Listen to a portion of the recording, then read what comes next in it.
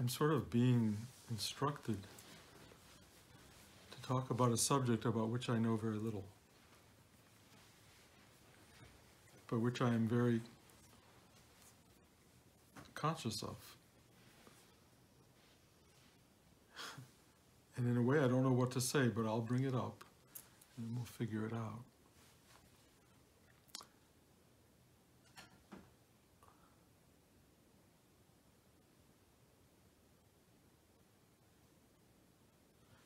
I really don't understand self-destructive behavior.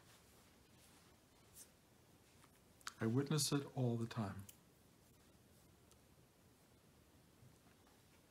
The idea that people are their own worst enemy, not a new idea. But it is really painful to watch and to observe, and I see it everywhere, including in the universe of students that I have and other people have who are claiming that they want to have a bigger, better spiritual life. And yet there's this undercutting that goes on. A sense of lack of worthiness, perhaps, or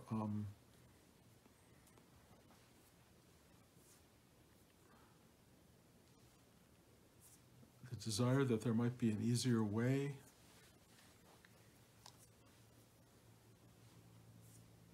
Just a lack of commitment to one's own possibility as a human being.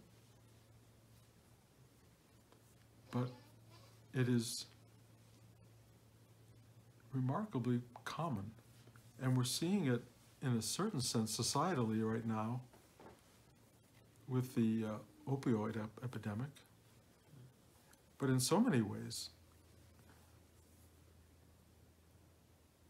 And so much is sort of coming to the fore on so many levels, so many expressions of what people call the id, emerging into social consciousness, cultural consciousness. I saw a woman on television the other night, a woman addicted to opioids, who said the addiction made being a mother and a wife totally incidental. She didn't know how to care about her children or her husband when all she cared about was this, whatever you want to call it. I've never been really involved in opioids, but I can only understand that there is something so ultimately obscuring of the outer world so that there's something internal that is really comforting. And my only access to that, in a way, is meditation, is sitting still. My own opioid, if you will, is within. And it is an enormous distraction on some level, in that it is so beautiful and wonderful and comforting, but it does not take me away from loving my family or loving my grandchildren or loving you. If anything, you become part of all of it. That I don't want to be cut off from or removed from anyone or anything. I only want to be more part of it. So it's the antithesis of this thing that's out there that seems to be removing people into some isolated space where only they matter. Only their comfort and pleasure matters. And in a certain sense, that sounds like ego. Me, my, mine. That's what's most important. My pleasure overall. But what's so interesting, when you serve the ego, is you're serving this very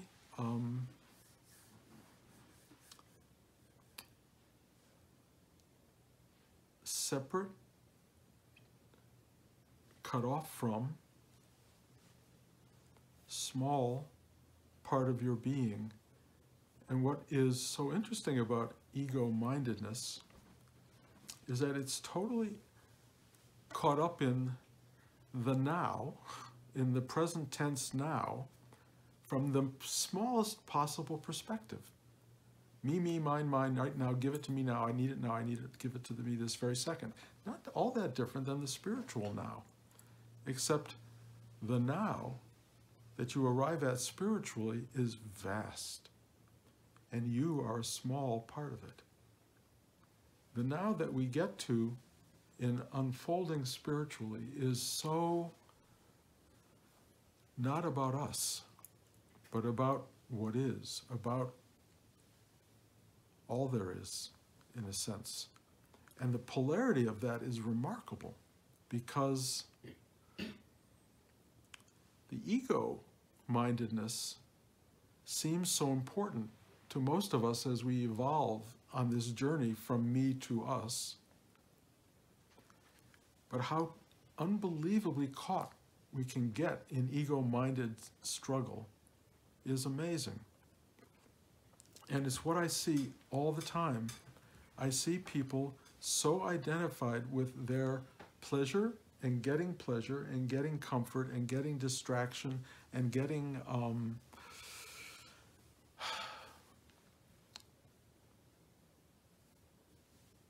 away from the pain of their own being, that nothing else matters other than protect me and hide me from the universe and make me feel comforted in the tiny little, temporary little space called whatever your name is. It can't work. It cannot work.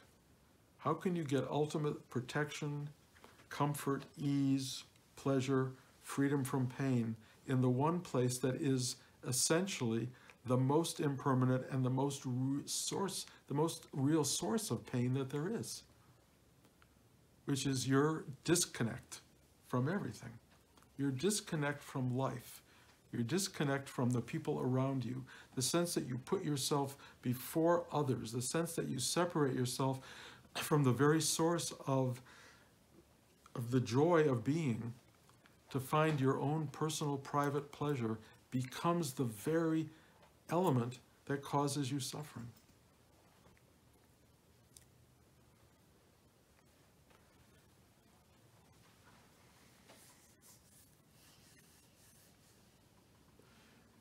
There are people I know whose source of suffering is what you might call chemical imbalance, who really are unable to bear their own energy construct. And they want to get away from it. And the societal idea is that getting away from it can be medicated, that getting away from it can be achieved through diet or through psychiatric terms or through alcohol or through all the various forms that we know about that will help you escape the chemical imbalance. I don't know that I have the answer to chemical imbalance, but I do think that this meditative movement inward, this stopping your obsession with the discomfort, you're stopping your desire to get away from you by actually trying to become endlessly involved in you, is counterproductive and very destructive. That what's wanted, and this is hard to push out there for people, is that you need to do the hardest thing possible, which is ask inside for the help that your own inner life and your own inner being can offer you. But the doorway to that is through your own pain and discomfort. It's through your own suffering. Which means somewhere along the way, you have to face you. You have to face yourself. You have to face the thing in you that is fearful, that is uncertain, that is not well guided, that is not well presented to you, this thing that causes you suffering. You actually have to face it. You have to tunnel through it. It's not that hard, but it is fearsome to people who would rather have an easy answer, who would rather have a way to medicate out of this, who would rather have a way to just not look at it and think that not looking in some very big way, meaning keep very, very distracted, is going to take care of it. And it won't. It only gets worse. Somewhere along the way, you have a job to do. You have a job to do. And that job, from the perspective that I bring to this, and trust me, there must be a million other perspectives, but the one I know is sit down, sit still, and ask inside for help.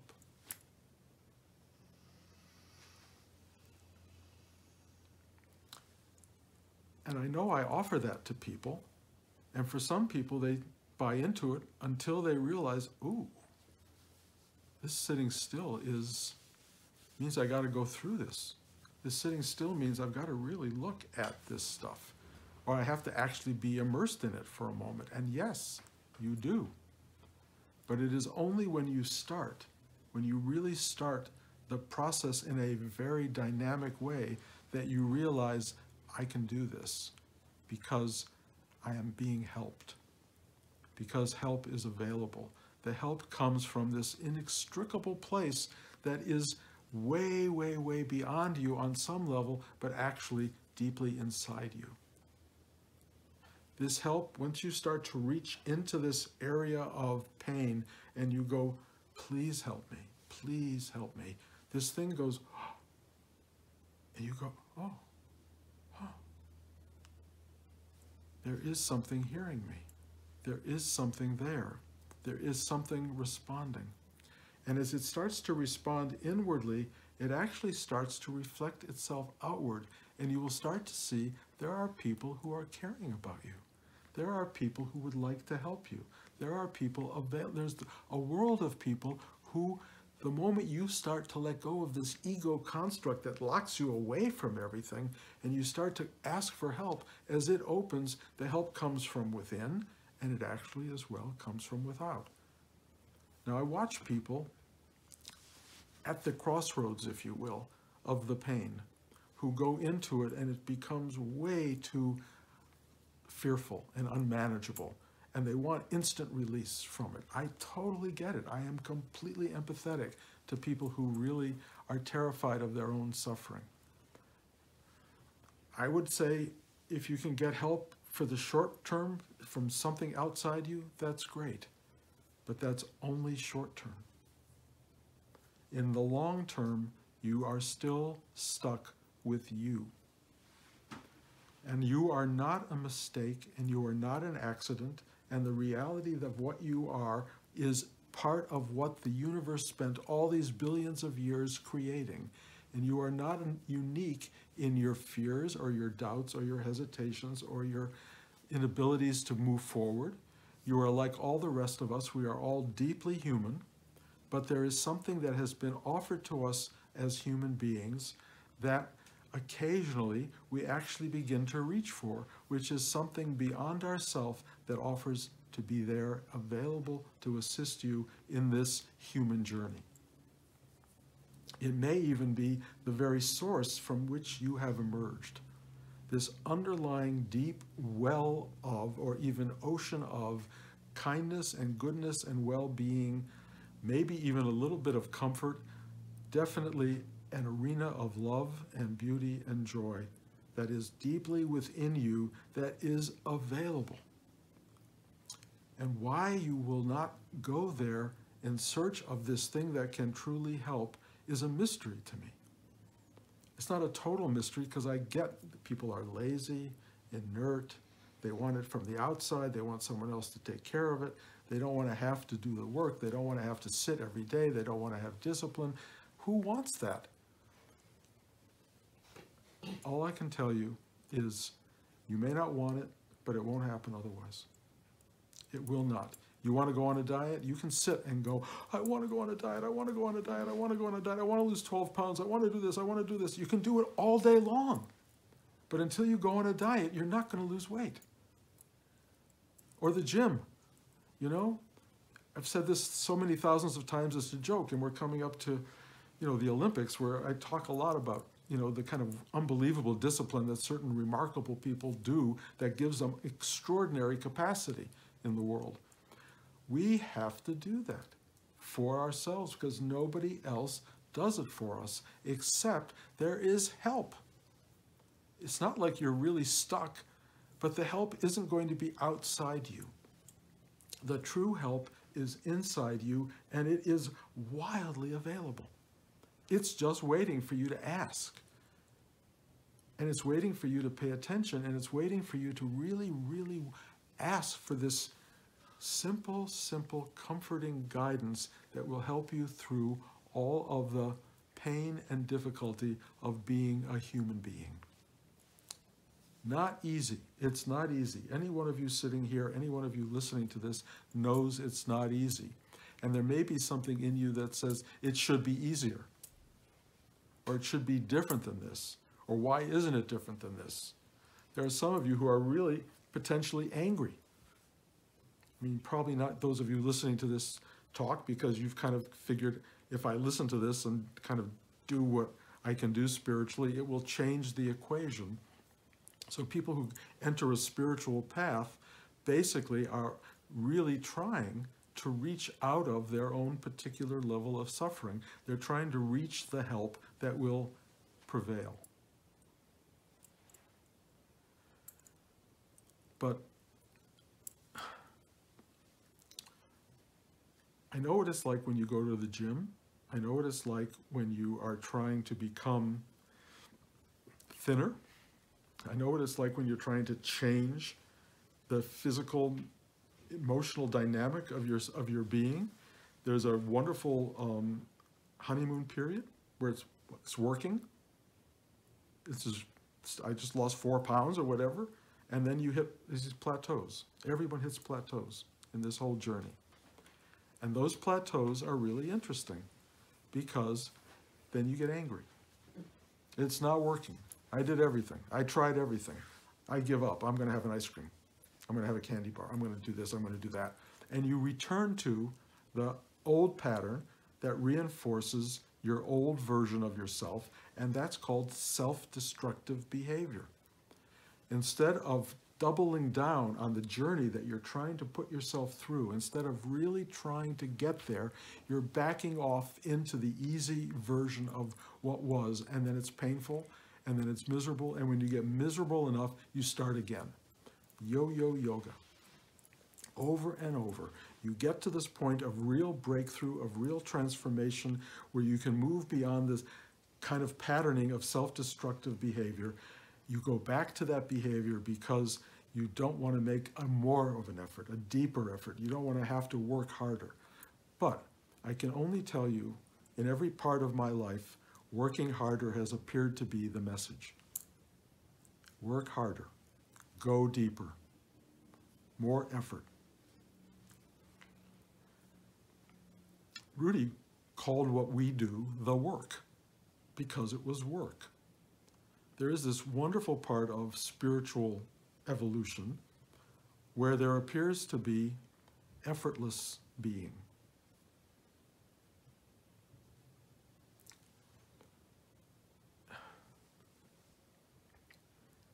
What's so interesting about effortless being is not that effort goes away, but there's no person making the effort. There is no you trying to get satisfied and get relief. There is only the effort of being. And when it's not personal, and it's not ego-directed, and it's not about a benefit or a reward, it's just about what it means to be alive.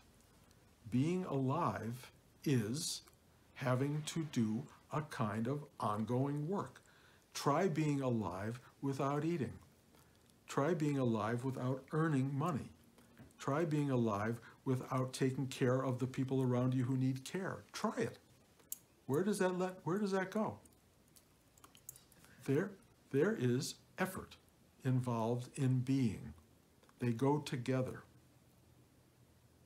You can be constructive and evolving and opening and freeing and expanding, or you can be angry and tightening and be destructive and create all of these pains for yourself. It's sort of kind of choice that you make. I do not at any level say it's easy. It's interesting when it's no longer personal, when evolving and working is a part of a universal process, when it's part of what life is, when it's growing and growing and growing until it starts to not grow, and it will contract and it will start to go into something that is called death. Death and life, of course, are part of one process. But death, when you are awake to it, is not fearsome in the sense that it is abolishing you. Death is a transitional, transformative reality into something that is beyond the individual. And when you can live a life beyond your ego-minded self, you will discover something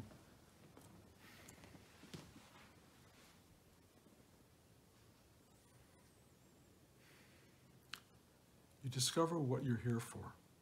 You discover what you were born to know. You discover what the journey is into egolessness, into beyond the self, selflessness. Every good story and movie and poem celebrates this largeness of being. How we can distinguish it from ego-minded, self-destructive, self-obsessive behaviors. You can go beyond those behaviors and find a kind of grace and gratitude and joy that cannot come from satisfying ego-minded, separating yourself out from the mix of humanity.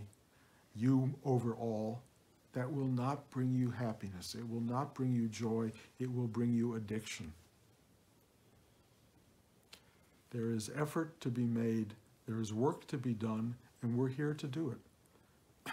And if you can, excuse me, find the motivation, the reason to do it, which often just comes out of realizing that life doesn't deliver anything that lasts, that life doesn't provide you with the ultimate joy that you're looking for. It gives it to you for moments along the way, but that what you're looking for is, where does all that come from?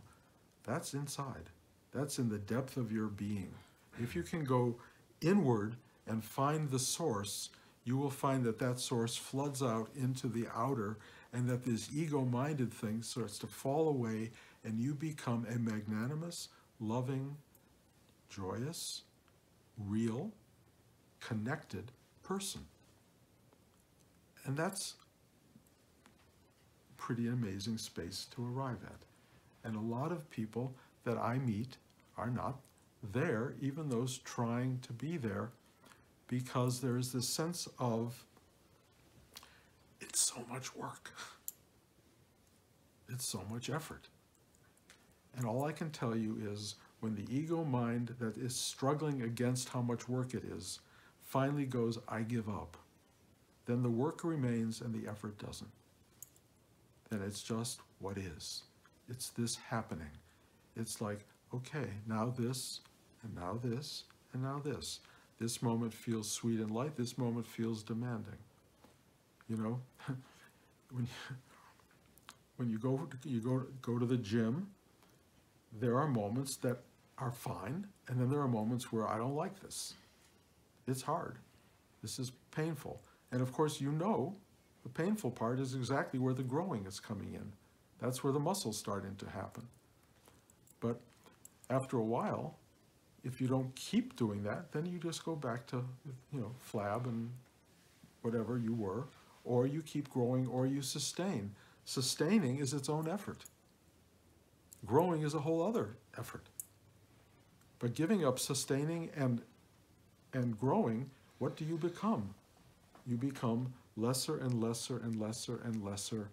You become more and more pained by the lack of sustenance for yourself, and you end up feeling like horrible. And you want something to fix you, and you go to the easiest thing because that's what you've always reached for, the easiest thing. That won't do it.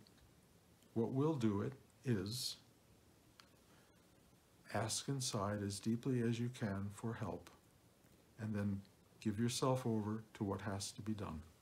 Give yourself over to the discipline of the effort that will allow you to be a full,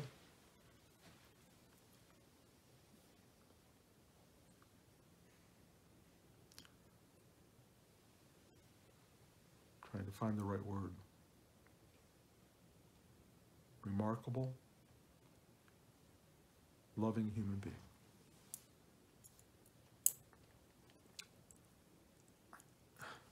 I wish I've met a lot of them. I meet people who are really trying, and people who are really good, and people who I really love and really care about, and that is really, really beautiful. But I also meet so many people who are undercutting themselves at every step of the way, and who are not building the muscle that they're going to really need as this journey starts to go in the other direction, which is, sustaining yourself through loss rather than through acquisition. This is a life's work, Rudy used to say to me over and over. It's a life's work. And I totally get that, because I'm getting to see what it's like when they remove huge parts of the equation. It's liberating and freeing if you will let yourself be liberated and free. And the first thing that has to go in that, or one of the central things, is me and mine. Ego, ego, ego. Has to be gone through, and it has to be expanded. It has to be released, if you will, so that you can begin to feel a totality that is bigger than your name and your particular sets of issues and wishes and wants and angers and hostilities. To let go of that, to become something much more.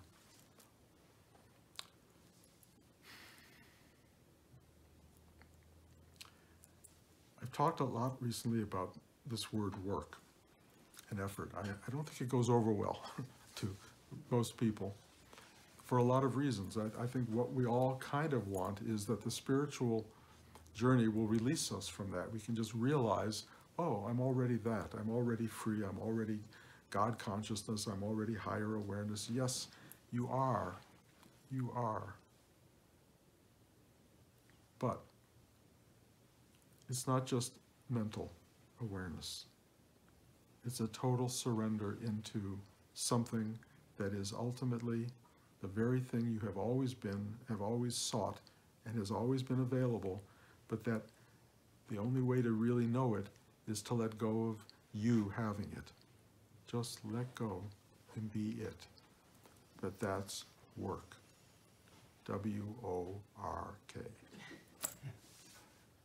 Sorry, guys. I know you want it to be otherwise, but I don't know how it can be. And if you find a better way, great. I think there are people who claim to have done that. But not my journey. And I really see the value of showing up and saying yes to the demand rather than running and hiding. Because there's nowhere to hide. And there is something remarkable about showing up and saying yes. And that thing is acceptance and allowing and not being in a state of confrontation and anger and why me, God? Of course it's me, God, because that's what there is. It's my job. It's why I'm here. I am here to be one with that which manifests this universe and that which helps lead people into the unmanifest, which is at the source and core of all this universe we inhabit. It's an amazing journey. It's a truly amazing journey. But if you are fighting the journey, you will self-destruct. If you are embracing the journey, the self will fall away and there's no destruction necessary. Your choice. Thanks for coming. Any concerns? Things you need to ask? Yes. How is the internal help recognized? Oh, it's felt. It's felt. It's felt so deeply.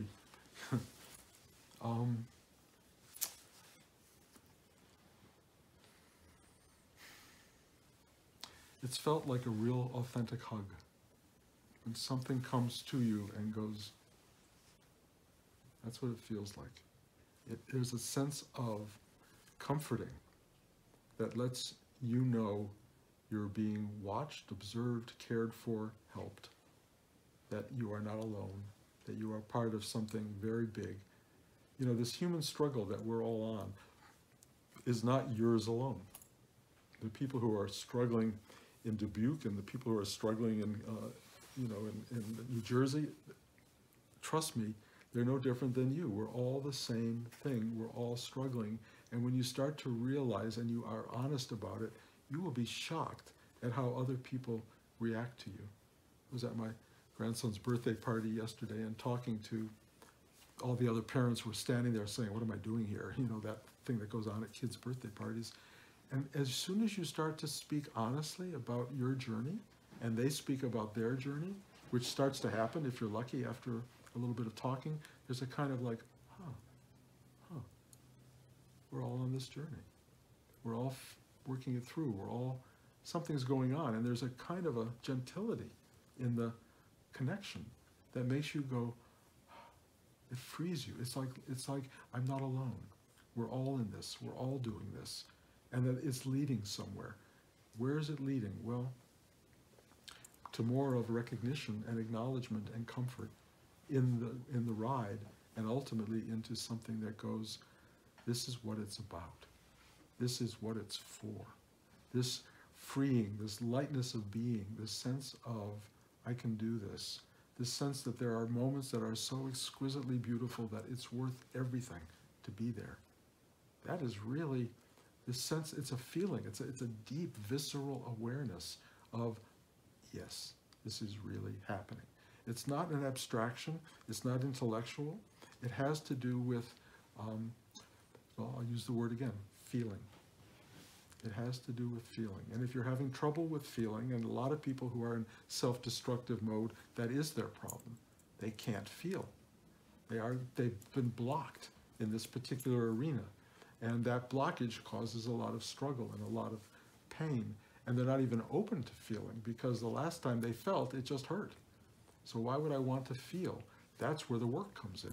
That's why it's hard. Because you don't want to feel pain, but the only way to get to the feeling of love is to go through that. And if you can't go through that, then you're stuck in trying to avoid it, and avoiding it is where you get into trouble, because it only gets worse.